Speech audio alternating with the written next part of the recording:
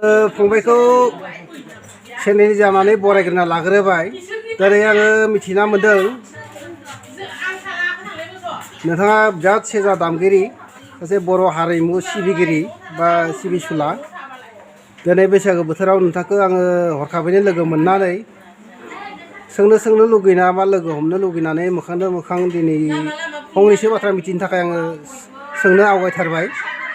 दा नोंथांनि मेन थं बा मेन मुंफोरखौ बा आसलि मुंफोरखौ एसे रायजोनि सिगाङाव बुंजानो थाखाय खावलायबाय।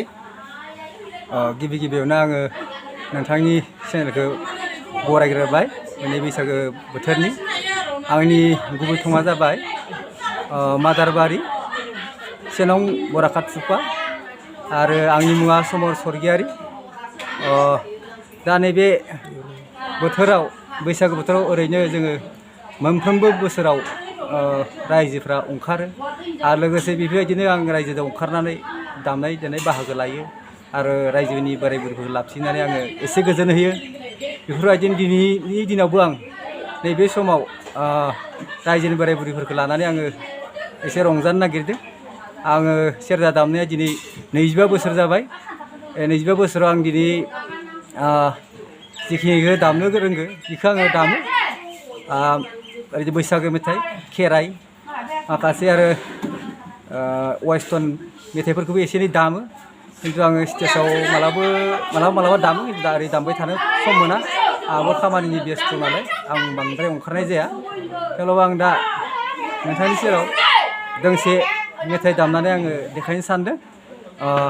दा आं दामनोसै मेथाइखौ।